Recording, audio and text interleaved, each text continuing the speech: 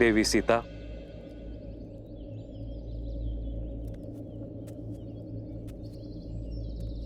प्रणाम ऋषिवर।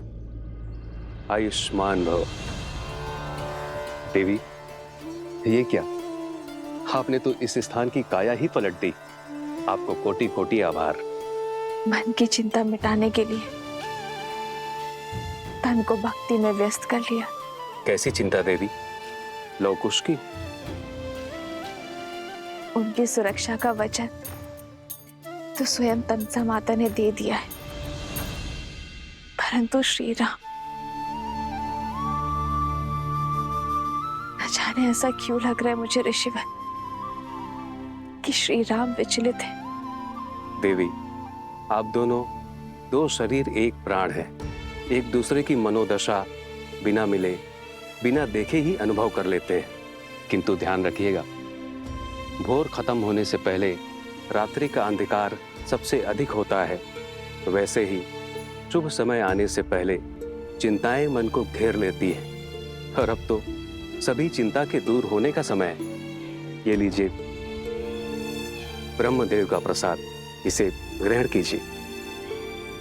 देवी, मैं आपको आश्वस्त करता हूं कि सृष्टि बनाने वाले आपकी समस्त चिंता का नाश अवश्य करेंगे।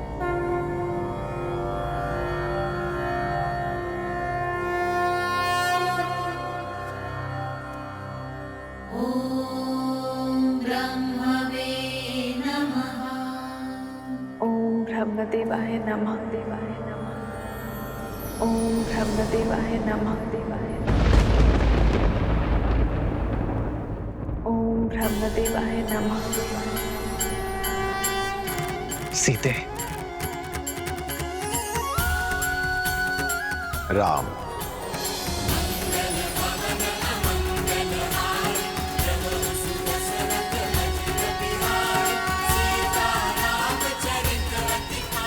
ब्रह्मदेव, तुम्हारा तप मर्यादा धर्म को संसार में फैलाने की ललक अद्भुत। तुम्हारे जीवन की इस यात्रा में देवी सीता ने भी पूरा साथ दिया है।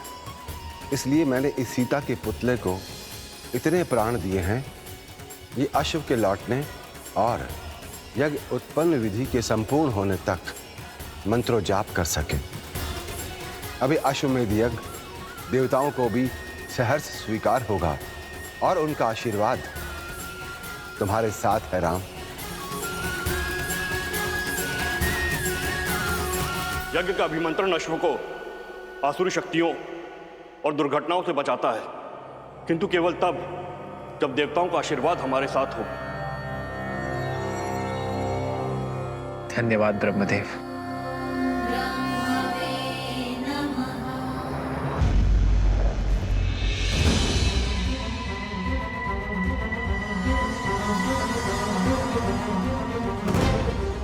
राम की हार और तुम्हारे नाश का समय आ गया अश्व।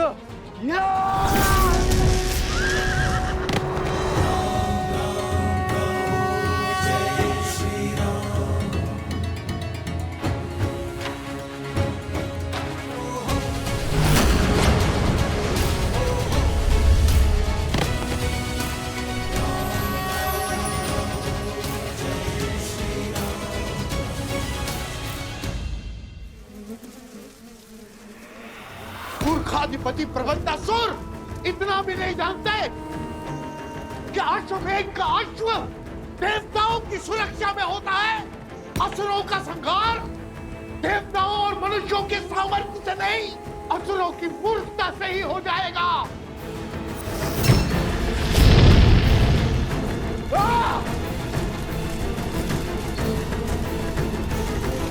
कुछ बोलते रहो कुछ, अन्यथा समझ नहीं आएगा कि तुम साथ हो कि पीछे छूट गए।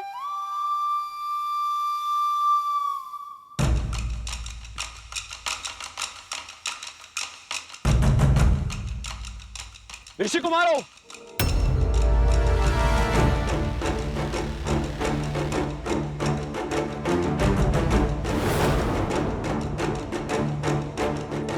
मधुरापुरी, नरेश, शत्रुघ्न, आप सच हो जा। इनसे युद्ध करे बिना हम आगे नहीं बढ़ सकते। मैं यहाँ यज्ञ का अश्व लेने आया हूं। चुपचाप उसे मुझे सौंप दो। वचन देता हूं मैं तुम्हें कि तुम्हें कुछ भी नहीं होगा। बड़े दयालु हैं श्री राम, क्षमा कर देंगे तुम्हें। सोम करें, माला संभालो।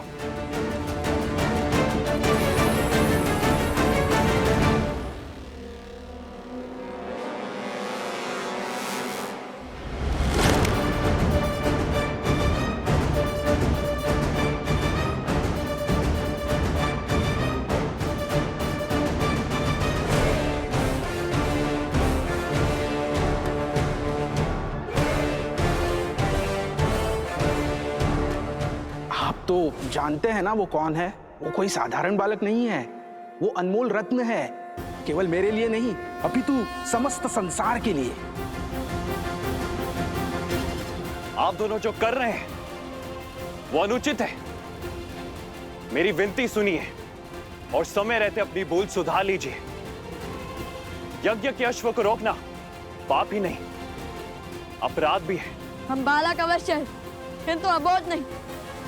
हम आपका बहुत सम्मान करते हैं राजानुज, किंतु अभी ये अश्व हमने पकड़ा है तो उपाय केवल एक ही है, युद्ध।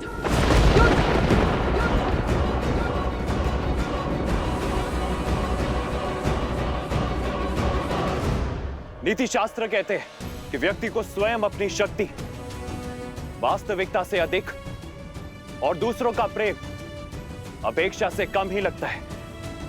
यही भेद आप दोनों के साहस में छलक रहा है। अपनी शक्ति के अनेकों प्रमाण दे चुके हैं हम असुरों के विरुद्ध। मिथिला की प्रतियोगिता में पूरे संसार में अपने बल का डंका बजवा चुके हैं हम। और रही बात दूसरों की प्रेम की, तो हमें आपसे प्रेम की अपेक्षा नहीं है। यदि आप युद्ध से पहले हमें सुप्रभात कह देंगे तब भी हमारी आंखें भर आएंगी। देखिए, मेरे पास पूरी सेना है और आप दोनों बिल्कुल अकेले हैं। युद्ध शास्त्र कहता है कि सेना के सामने युद्ध करने का साहस तो महारथी को भी नहीं करना चाहिए। जैसे सर्पों के टोले में नागराज महाबली होकर भी नहीं जाता। नागराज भले ही ना जाए, गरुड़ या नेवले अकेले जाते हैं सर्पों की टोली में। स्वयं को क्या समझते हो, गरुड़ या नेवला? काल बेलिया जो सर्पों को अपनी बीन पर नचाते हैं। शस्त्र भी उठाएंगे या अयोध्या में केवल वाक युद्ध की प्रथा है? हम वो शत्रु नहीं जो आपकी निरर्थक बातों से ही मर जाए।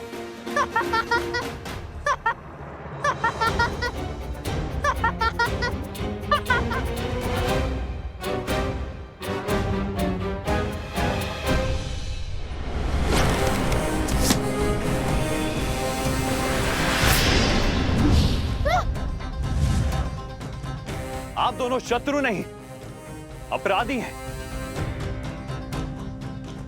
अयोध्या के अश्व का हरण कर पाप किया है आप दोनों ने।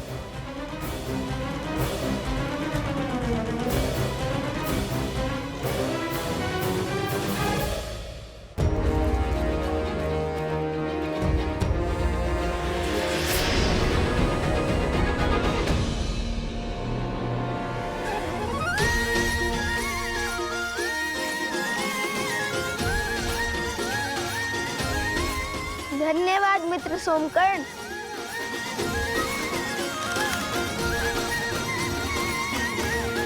अश्व को रोकना अपराध नहीं, चुनौती है जो हमने स्वीकारी है।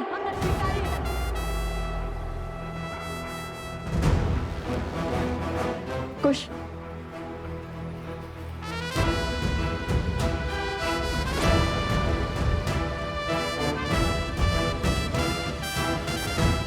आपका शत्रु स्वयं चुनौती बन यहाँ वहाँ घूम रहा है। हमने आपकी चुनौती स्वीकार कर कोई पाप किया है? चुनौती राजाओं के लिए है, ऋषियों के लिए नहीं।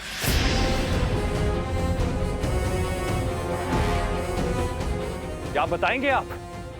कहां के राजा हैं आप?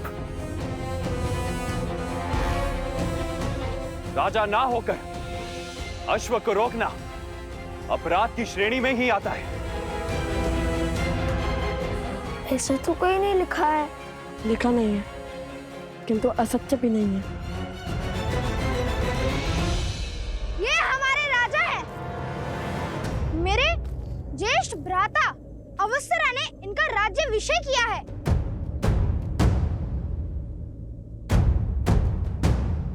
बताओ कहां के राजा हैं ये दोनों? कुछ अंतर पर एक गांव है जहाँ की प्रजा विचित्र रोग से ग्रसित है। उस गांव की प्रजा की रक्षा करने का संकल्प किया तो उसी क्षण मेरे भ्राताश्री ने लव भैया का राज्याभिषेक और कुश का युवराज पद पर अभिषेक कर दिया।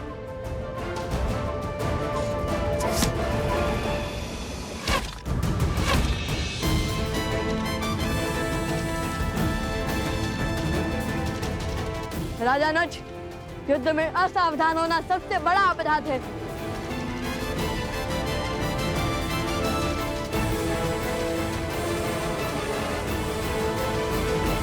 सैनिकों, महाराज ने किसी का भी रक्त बहाने से निषेध किया है। स्मरण रहे, इन ऋषि कुमारों को केवल हमें बंदी बनाना है।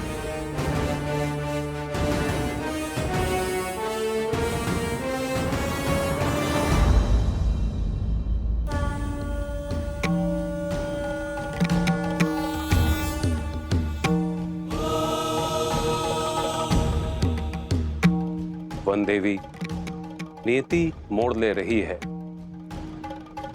आपके दोनों पुत्र अपने जीवन की सबसे कठिन यात्रा पर निकलने वाले हैं।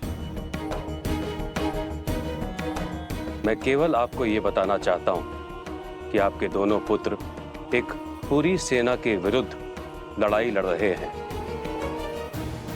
सेना?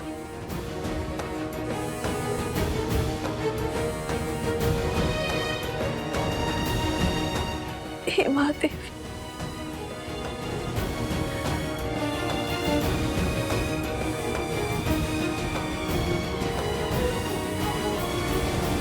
ये कैसा संकट है ऋषिवर, जिनके पिता अपने पुत्रों की रक्षा के लिए उपस्थित ना हो, अब उनकी रक्षा कौन करेगा? और वो माता कितनी दुर्भाग्यशाली है जो अपने पुत्रों की सहायता के लिए कुछ नहीं कर सकती।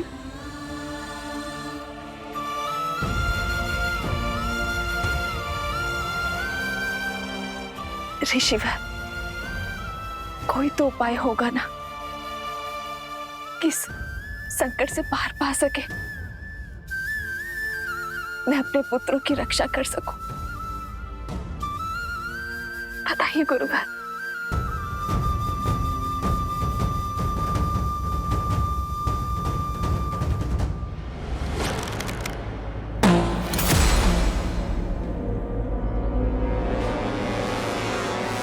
सावधान ऋषि कुमारों, ये मेरी अंतिम चेतावनी है। अब अस्त्र उठाने से पहले ना वाद होगा ना विचार।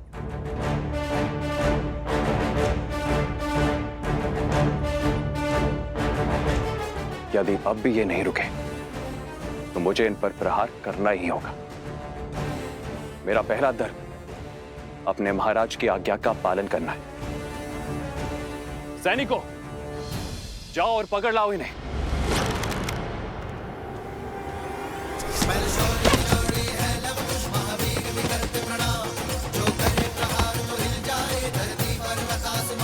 दिव्यास्त्र।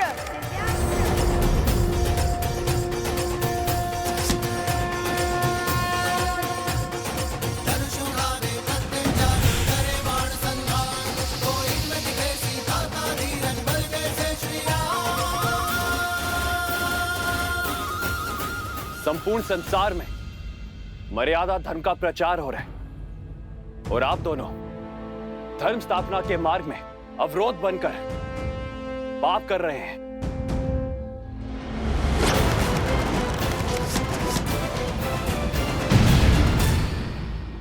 सुन रहे हैं भैया, राज अनुज शत्रुघ्न मर्यादा धर्म की बात कर रहे हैं। इस राज्य की प्रजा को स्त्री के सुखों का, सुरक्षा का, सौभाग्य का बलिदान मांगकर संतोष दिया जाता है।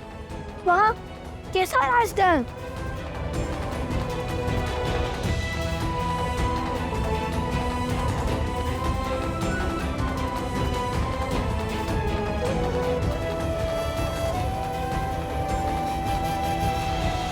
आप दोनों का क्या संबंध है अयोध्या की महारानी से? संबंध है भक्ति और भाव का संबंध। हमने राम कथा पढ़ी है, श्री राम और माता सीता की पूजा की है। और यदि हमारी माता के बाद कोई है जिसमें हमें ममता दिखती है तो वो माता सीता है। क्या रक्त के संबंध से श्रद्धा का संबंध अधिक महान नहीं होता?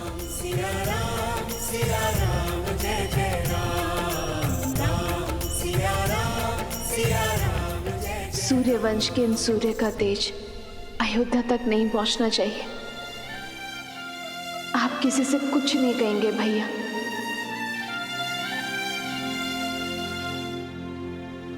धन्य है आप भाभी माँ, श्री राम से दूर रहकर अपनी पहचान को गुप्त रखकर भी इन बालकों को श्री राम की परछाई बनाया आपने। स्पष्ट है ये दिव्य बालक और कोई नहीं, आपके और भैया के ही पुत्र हैं। वेदों में कुछ ऐसे मंत्रों का विवरण है जिनका पाठ करने से स्वयं देवताओं को रक्षा करने के लिए बुलाया जा सकता है। आप उनका पाठ आरंभ करें और मुझे पूर्ण विश्वास है कि देवता आपकी सहायता अवश्य करेंगे।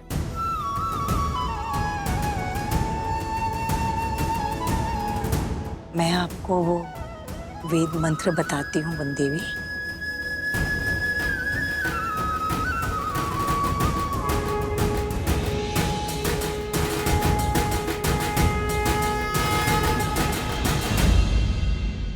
हे वरुण देव, आपकी शक्ति अपरंपार है। श्री राम के अयान का महत्वपूर्ण भाग रहे हैं आप, और आप मेरे पुत्रों को आपकी सहायता की आवश्यकता है।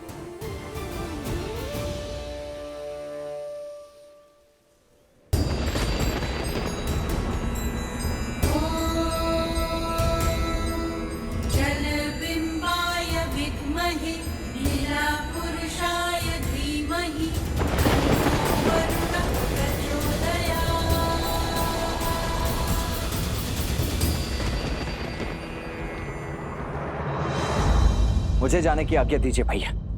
हनुमान का कोई समाचार आया? पवन पुत्र हनुमान पधार रहे हैं। जय जय पवन पुत्र हनुमान।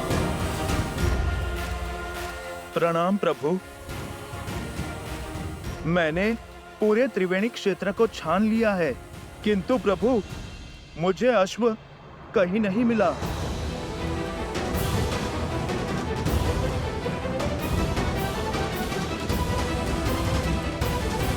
प्रभु शत्रुघ्न सेना ने भी अपना पथ बदल लिया है। प्रभु मुझे लगता है वो किसी युद्ध में उलझ गए हैं। महाराज, हमें तुरंत सेना भेजनी चाहिए। भरत भैया, अभी पूरी सेना भेजने की आवश्यकता नहीं है। प्रभु यदि आपकी आज्ञा हो तो मैं युद्ध में शत्रुघ्न भैया की सहायता के लिए जाऊं।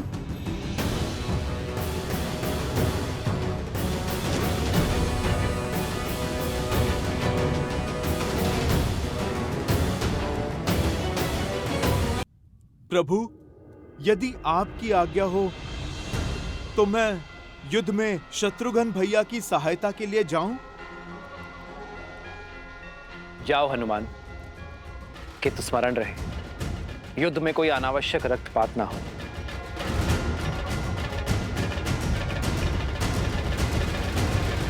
जय श्री राम।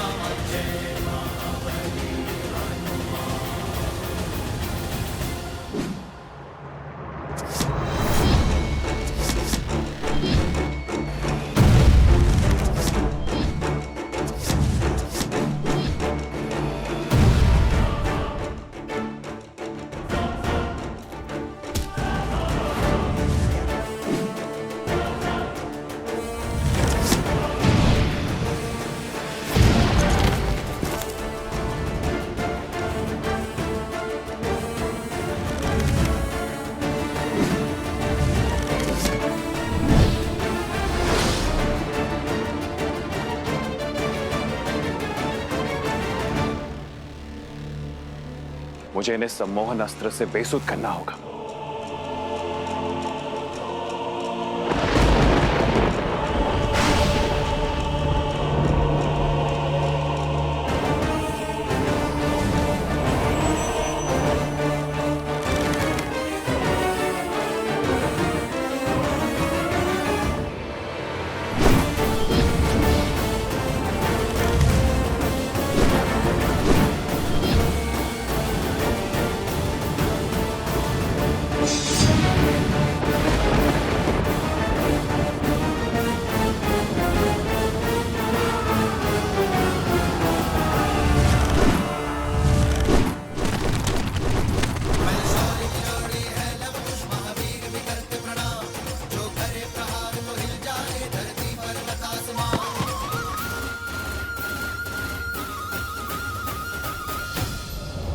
नागस्त्र।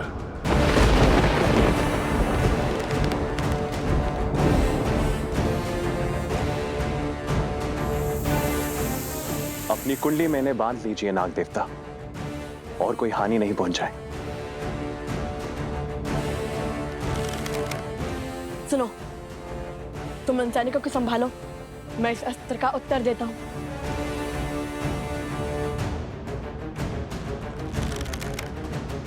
गरुड़ास्त्र, गरुड़देव हमारी रक्षा कीजिए।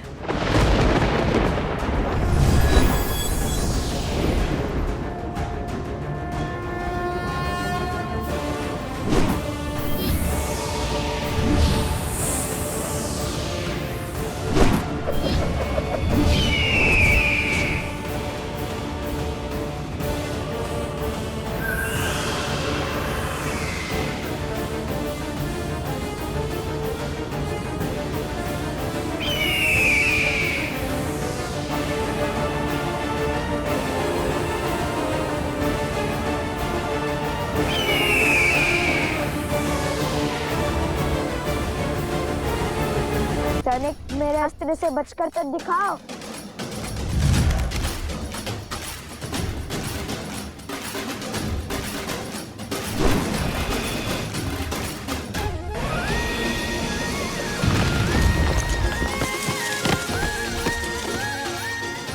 अरे संभाल कर, सैनिक आगे तो देखो।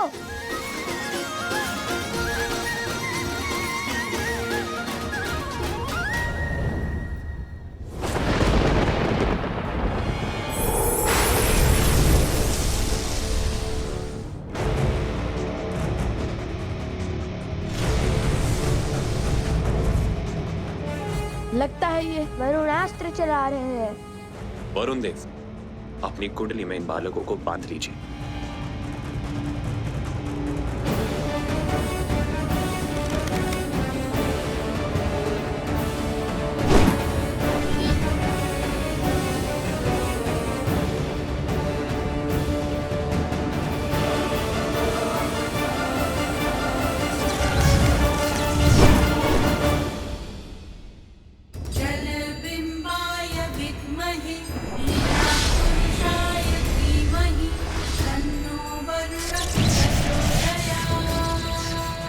असंभव, वरुण देव इनके पक्ष में क्यों है?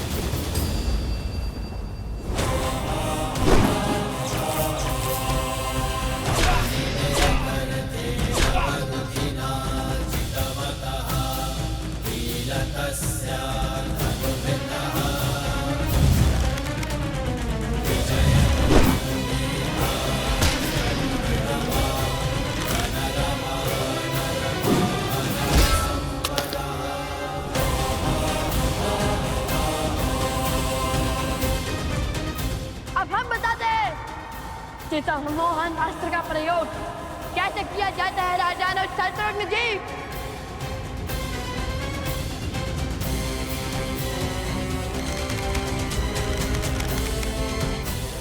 इस पराजय ने जितना संतोष मुझे दिया है उतना आज तक मुझे किसी विजय ने नहीं दिया।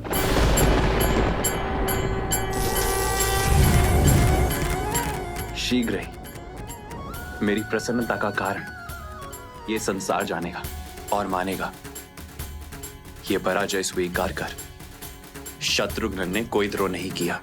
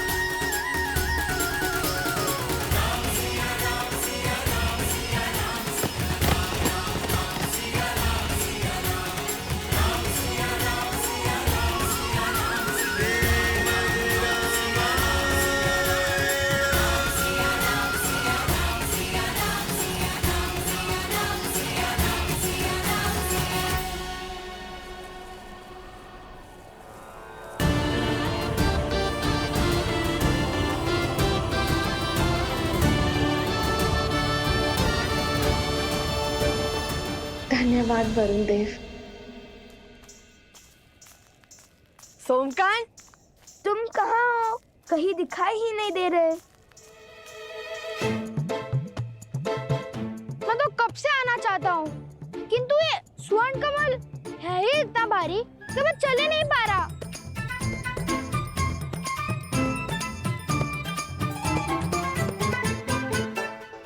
लाओ।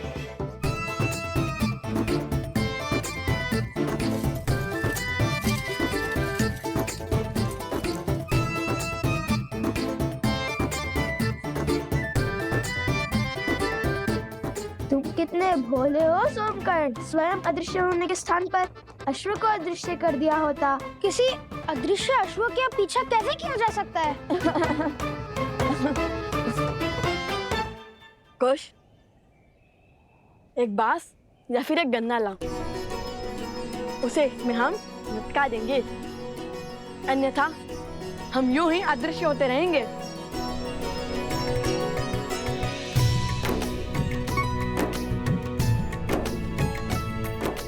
सोमकर्ण, तुमने असत्य कहा है कि हमारा राज्य अभिषेक हुआ है, किंतु अब उस असत्य को सत्य बनाना होगा हमें।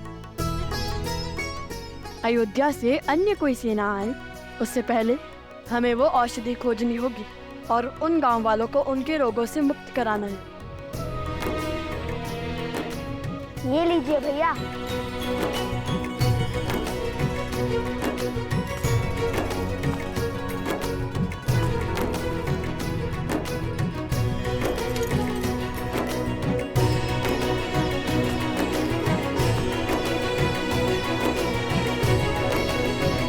चलो उस पर्वत की ओर चलते हैं।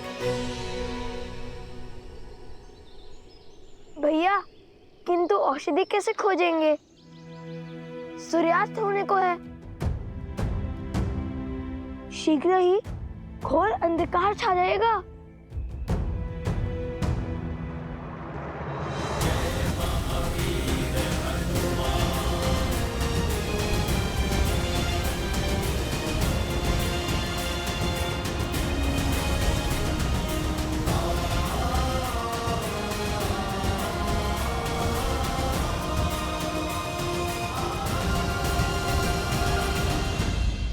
पिताश्री, शत्रुघ्न समझ चुके हैं लव कुश और कोई नहीं, श्री राम और माता सीता के पुत्र हैं और स्वयं उनके भतीजे हैं। किंतु संसार उन्हें इस निर्णय के लिए राजद्रोही क्यों कहेगा? कर्तव्य और भाव के बीच चुनाव कैसे किया जाए? क्या हृदय का कोई स्थान नहीं? प्रिय गणेश, यूं समझ लो कि कर्तव्य कलकल करते एक नदी की भांति है, जिसकी अपनी ही गति है, अपनी ही दिशा है और अपना ही एक उद्देश्य है, जिसे धर्म निर्धारित करता है, और हमारा हृदय और उसकी भावनाएं वो वायु से उत्पन्न हुई लहरों की भांति होती हैं, जो आती जाती रहते हैं, कभी स्थिर तो कभी अस्थिर। परंतु जब ये लहरें ही नदी की दिशा निर्धारित करने लगे तो नदी अपने पथ से भटक जाती है। भाव हमें अपने अधीन कर कर्तव्यों से विमुख कर देता है। हाँ पुत्र, तुम्हारी माता का कहना सर्वथा उचित है, और ऐसे में कर्तव्य ही है जो हमें बल देता है। और जब हम कर्तव्य के पथ पर चलते हुए स्वयं को तन मन से संपूर्ण रूप से समर्पित कर देते हैं, तब हमें केवल सत्य के समक्ष ही नतमस्तक होने की आवश्यकता पड़ती है, क्योंकि सत्य ही धर्म है, और धर्म ही है जो हमें ईश्वर से जोड़ने की शक्ति रखता है।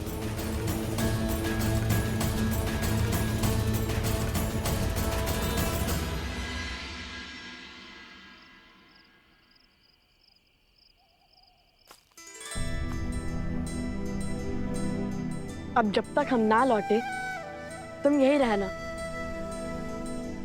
हम एक और वचन निभा कर आते हैं। उन गांव वालों की रक्षा के लिए पर्वत से औषधि लाती है।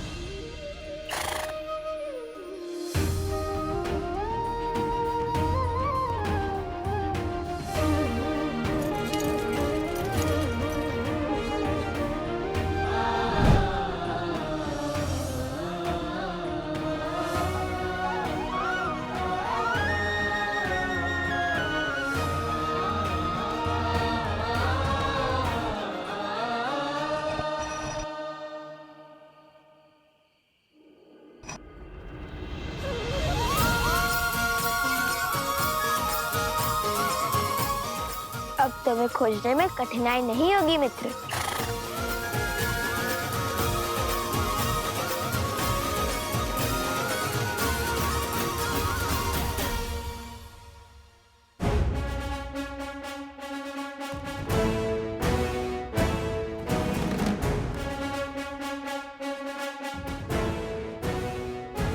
भैया, गांव की रक्षा के लिए हरित ऋषि पहुंच गए होंगे और हमारी प्रतीक्षा कर रहे होंगे, किंतु यदि उन पर अनेक वनस्पति हुई तो हम उनमें से एक जड़ी बूटी कैसे पहचानेंगे?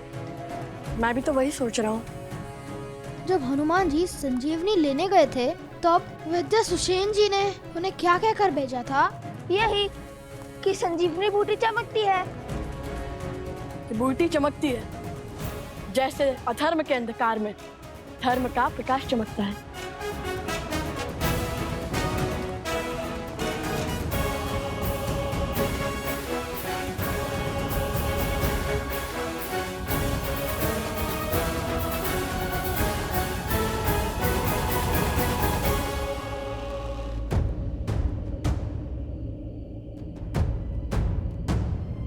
लो, या तो कई बूटी चमक रही हैं।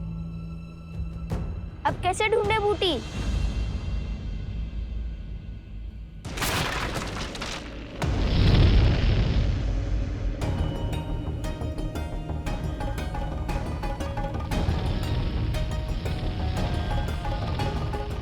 इससे पहले कि समय हाथ से फिसल जाए, मुझे स्वयं जाकर वो दुर्लभ जड़ी बूटी लानी होगी, क्योंकि लवकुश को आने में समय लग रहा है। उन्हें तो ज्ञात ही नहीं होगा कि वो बूटी कौन सी है। हम आपके साथ चलते हैं ऋषि हरित। आपको जाने की कोई आवश्यकता नहीं है ऋषिवर।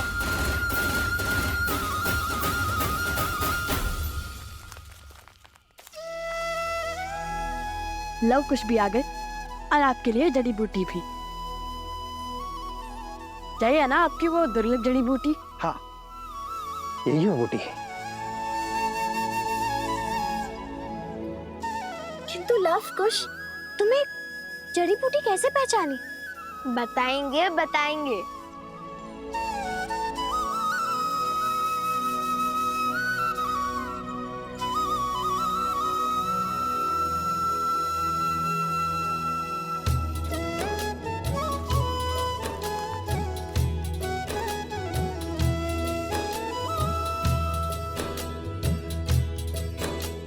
सहस्त्राक्षम शतधार वृषिभ पावनम कृतम तेना सहस्त्रधारेण पवमानः पुनातु माम।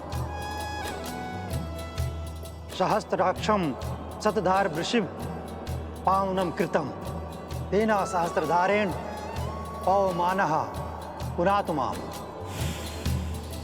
सहस्त्राक्षम शतधार वृषिभ पावनम कृतम तेना सहस्त्रधारेण पवमानः पुनातु माम।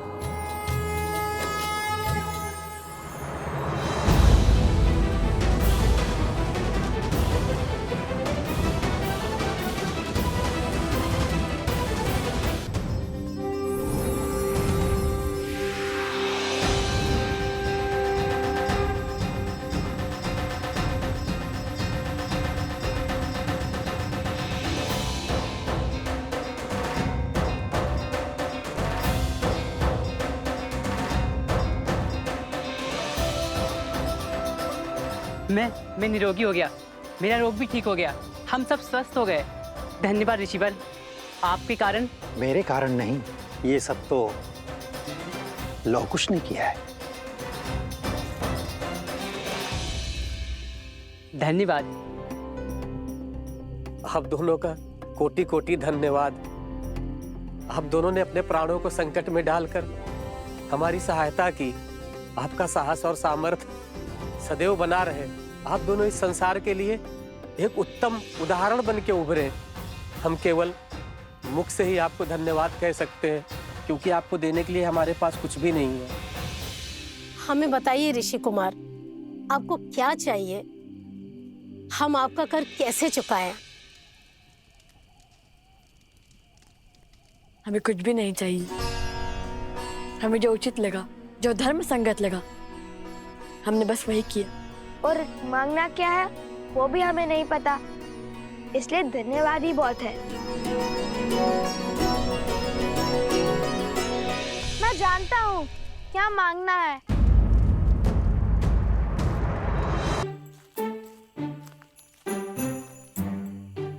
अभी कुछ समय पहले मैं एक मिथ्या कहकर आया हूँ, उसे सत्य करने का समय अब आ गया है।